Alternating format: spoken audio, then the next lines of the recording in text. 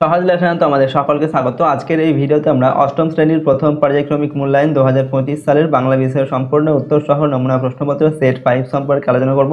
তো চলো এই ভিডিওতে আমরা ক্লাস 8 এর ফার্স্ট ইউনিট টেস্ট 2025 বেঙ্গলি সাবজেক্টের এই কোশ্চেন পেপারের উত্তরগুলো দেখে নিই। প্রথম ইউনিট টেস্টে তোমাদের 30 নম্বরের পরীক্ষা নেওয়া হবে, সময় দেওয়া থাকবে 1 ঘন্টা। এই প্রশ্নগুলো পিডিএফ গুলো আমাদের সহজ লেসন অ্যাপের মধ্যে দেওয়া আছে, অ্যাপের লিংক ডেসক্রিপশন বক্সে রয়েছে, সেখান থেকে তোমরা অ্যাপটিকে ডাউনলোড করে চাইলে প্রশ্নের উত্তরে পিডিএফ গুলো নিতে পারো। দেখো এই কোশ্চেন পেপারের 1 নম্বর থেকে বলা হচ্ছে নিচের বিকল্পগুলির মধ্যে ঠিক বিকল্পটি বেছে নাও। যে কোনো দুটি করতে হবে। প্রশ্নের মান হচ্ছে 1 নম্বর করে 1 × 2 = 2। একের দাগে রাজহাঁসের ডিম আনার দায়িত্ব নিয়েছিল পেলা, টেনিদা, হাবুল না ক্যাবলা। তো রাজহাঁসের ডিম আনার দায়িত্ব নিয়েছিল কে না পেলা। 2 নম্বর একটি সবুজ জামা চাই তোতন বাবুর, রিভু বাবুর, তোতাই বাবুর, সমর বাবুর। তো একটি সবুজ জামা চাই কার, উত্তর লিখবে তোতাই বাবুর। 3 নম্বর হচ্ছে বনভোজনের জায়গাটি ছিল বাগুইহাটি, নোয়াপাড়া। বাগুইহাটি ছাড়িয়ে 4টি স্টেশন না কোনোটি নয়। তো বনভোজনের জায়গাটা কোথায় ছিল, উত্তর লিখবে বাগুইহাটি ছাড়িয়ে 4টি স্টেশন। ঠিক আছে। 2 নম্বর থেকে সংক্ষেপে নিচের দুটি প্রশ্নের উত্তর দাও। 1 × 2 = 2। ঠিক আছে, এখানেও প্রশ্নের মান 1 নম্বর করে। 2-1 দাগে অদ্ভুত আতিথেয়তা গল্পে কোন কোন জাতির কথা বলা হয়েছে। তো অদ্ভুত আতিথেয়তা গল্পে আরব জাতি ও মুরা জাতির কথা বলা হয়েছে। এরপর 2 নম্বর পথচলতি গল্পে লেখক স্টেশনে পৌঁছে কি দেখেছিলেন। তো পথচলতি গল্পে লেখক স্টেশনে পৌঁছে দেখলেন গাড়িতে অসম্ভব ভিড়। 3 নম্বর চিঠি রচনায় মাইকেল মধুসূদন দত্ত দ্বিতীয় চিঠিটি কাকে লিখেছিলেন। তো চিঠি রচনায় মাইকেল মধুসূদন দত্ত দ্বিতীয় চিঠিটি লিখেছিলেন গৌরদাস বসাককে। পরের প্রশ্ন হচ্ছে 3 নম্বর দাগে নিচের যে কোনো দুটি প্রশ্নের উত্তর নিজের ভাষায় লেখো। প্রশ্নের মান 2 নম্বর করে। 2 × 4 নম্বর দেওয়া আছে। 3-1 দাগে সহসা আরব সেনাপতির মুখ বিবর্ণ হয়ে গেল। আরব সেনাপতির মুখ বিবর্ণ হয়ে গেল কেন। উত্তর লিখবে ক্লান্ত এবং ক্ষুধা তৃষ্ণায় কাতর মুরো সেনাপতি আরব সেনাপতির আতিথ্যে কিছুটা সুস্থ বোধ করলে দুজনে বসে কথা বলতে থাকেন। কথা বলার মাঝেই আরব সেনাপতি বুঝতে পারেন যে তার সামনে বসে থাকা মুরো সেনাপতি তার পিতার হত্যাকারী। এ কারণে আরব সেনাপতির মুখ হঠাৎই বিবর্ণ হয়ে যায়। 2 নম্বর দাগে সম্রাট মহানুভব কার উক্তি, তার এরূপ উক্তির কারণ কি। এখানে উত্তর লিখবে দ্বিজেন্দ্রলাল রায়ের চন্দ্রগুপ্ত নাট্যাংশে গ্রিক সম্রাট সেকেন্দার সার সেনাপতি সেলুকাস উদ্ধৃত উক্তিটির বক্তা। ঠিক আছে, এবার বলা হয়েছে কি এই উক্তির কারণ কি। উত্তর লিখবে সেকেন্দারের সঙ্গে বীর বিক্রমে যুদ্ধ করেও পুরু পরাজিত ও বন্দী হন। বন্দী পুরুকে সেকেন্দার প্রশ্ন করেন তিনি কীরকম ব্যবহার প্রত্যাশা করেন। উত্তরে পুরু বলেন রাজার প্রতি রাজার আচরণ। পুরুর এরকম বীরের মতো সাহসী ও আত্মমর্যাদাপূর্ণ উত্তরে মুগ্ধ হয়ে সেকেন্দার তাকে মুক্তি দিয়ে তার রাজ্য ফিরিয়ে দেন। সেকেন্দার যে কেবল দিগ্বিজয়ী বীর ছিলেন না, তিনি মহান মনের মানুষও ছিলেন, তা তার এই কাজের দ্বারা বোঝা যায়। 3 নম্বর ভারতবাসী মিথ্যা কথা বলতে এখনও শিখে নাই, বক্তাকে কোন সত্যতে উচ্চারণ করেছেন। তো দ্বিজেন্দ্রলাল রায়ের চন্দ্রগুপ্ত নাট্যাংশের প্রধান চরিত্র চন্দ্রগুপ্ত এই উক্তিটির বক্তা।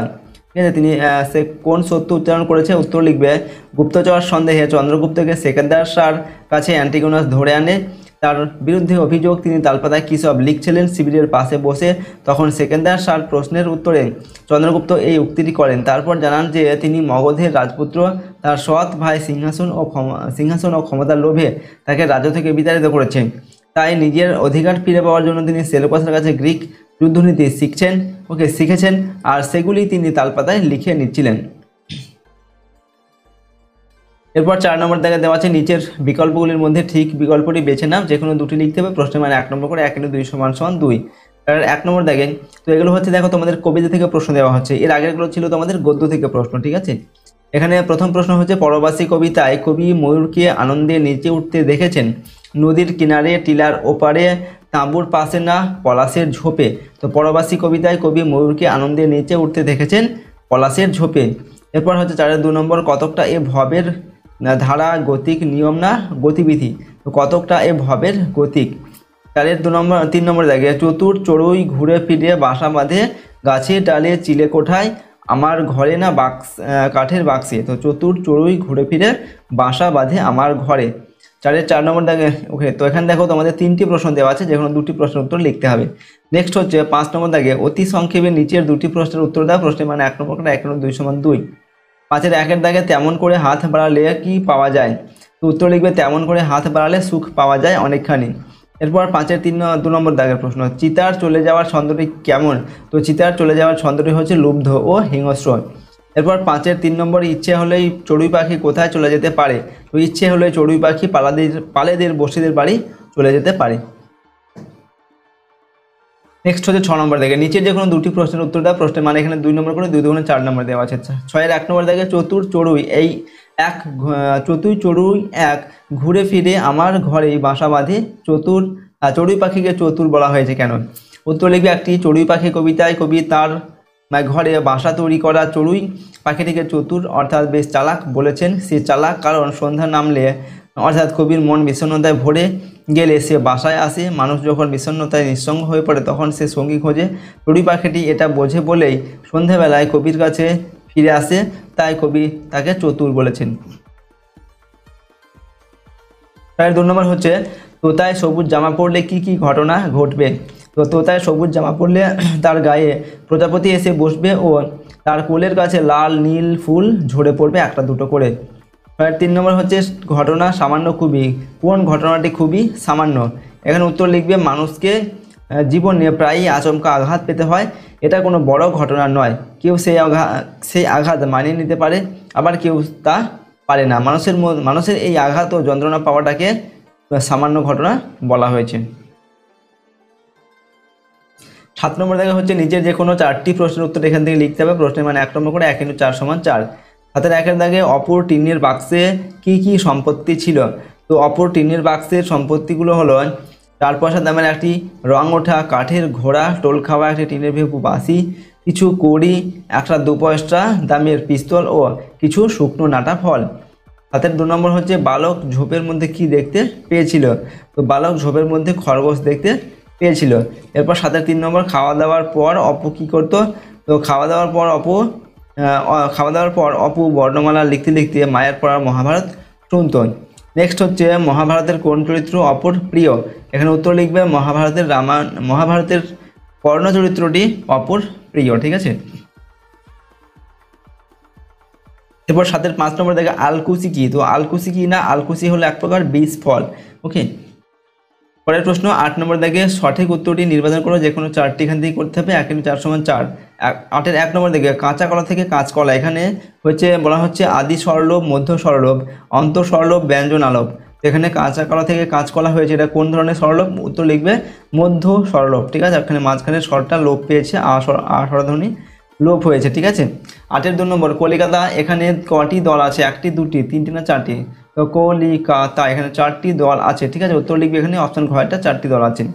8-এর 3 নম্বর দেখে দ্রুত উচ্চারণের ফলে পাশাপাশি অবস্থিত দুটি ব্যঞ্জন ধ্বনি যদি স্থান বিনিময় করে তখন তাকে বলে অপিনিহিতি, বর্ণ বিপর্যয়, স্বরসঙ্গতি না স্বরলোপ। তো দ্রুত উচ্চারণের ফলে পাশাপাশি অবস্থিত দুটি ব্যঞ্জন ধ্বনি যদি স্থান পরিবর্তন করে তখন তাকে কি বলা হয়? উত্তর লিখবে এখানে স্বরলোপ বলা হয় সেটিকে। 8-এর 4 নম্বর দেখে অতসী থেকে তিসি হলো এটা মধ্য স্বরলোপ, অন্ত স্বরলোপ, আদি স্বরলোপ না অন্ত স্বরলোপ? তো অতসী থেকে তিসি, এখানে উত্তর লিখবে এটা হচ্ছে আদি স্বরলোপ, প্রথমে স্বরধ্বনির লোপ পেয়েছে। 8-এর 5 নম্বর দেখে চন্দ্রগুপ্ত শব্দটিতে দলের সংখ্যা 2টি, 3টি, 4টি না 5টি? তো চন্দ্রগুপ্ত শব্দটিতে দলের সংখ্যা কটি? উত্তর লিখবে 4টি। চন্দ্রগুপ্ত অর্থাৎ এখানে 4টি দল রয়েছে। ঠিক আছে।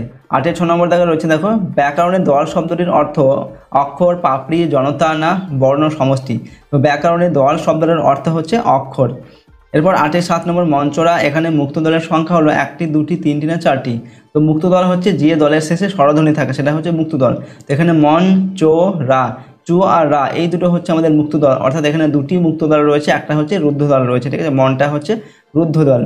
এরপর 8-এর 8 নম্বর বানর থেকে বান্দর ধ্বনি পরিবর্তনের যে রীতি অনুসৃত হয়েছে তা লেখো। এখানে অপশান দেওয়া আছে আদি স্বরাগম, মধ্য ব্যঞ্জনাগম, আদি ব্যঞ্জনাগম, মধ্য ব্যঞ্জনাগম আর অন্ত ব্যঞ্জনাগম। তো এখানে বানর থেকে বান্দর এটা আমাদের কি হয়েছে? মধ্য ব্যঞ্জনাগম, মাঝখানে ব্যঞ্জন ধ্বনির আগমন হয়েছে, এটা হচ্ছে মধ্য ব্যঞ্জনাগম। নেক্সট পরের প্রশ্ন 9 নম্বর থেকে নিচের প্রশ্নগুলির উত্তর দাও, যে কোনো 6টি এখান থেকে লিখতে হবে। প্রশ্নের মানে 1 নম্বর করে 9-এর 1-এর প্রশ্ন রয়েছে দেখো মুক্ত দল কাকে বলে? যে দলের শেষে স্বরধ্বনি যুক্ত থাকে তাকে মুক্ত দল বলে। 9-এর 2 নম্বর আদি থেকে আইজ, এখানে ধ্বনি পরিবর্তনের কোন রীতি অনুসরণ করা হয়েছে? তো এটা হচ্ছে অপিনিহিতির উদাহরণ। 9-এর 3 নম্বর আদি স্বরাগমের একটি উদাহরণ দাও। তো এখানে উত্তর লিখবে স্টেশন থেকে স্টেশন, এখানে প্রথমে এখানে কি হয়েছে? স্বরের আগমন হয়েছে, তাই এটি হচ্ছে আদি স্বরাগমের উদাহরণ। এরপর 9-এর 4 নম্বর, ধ্বনি বিপর্যয়ের একটি উদাহরণ দাও। উত্তর লিখবে রিক্সা থেকে রিস্কা, এটা হচ্ছে ধ্বনি বিপর্যয়ের উদাহরণ। নেক্সট হচ্ছে দেখো পরের প্রশ্ন রয়েছে 9-এর 5 নম্বর, দেখো দল বিশ্লেষণ করে দেখাও। অকাল বোধন, তো এখানে কি হবে অকাল বোধন, ঠিক আছে। এটা হচ্ছে আমরা এই অকাল বোধনের দল বিশ্লেষণ করে দেখালাম। তো এখানে দেখো কোনটা রুদ্ধদল আর কোনটা এখানে মুক্তদল কোনগুলো।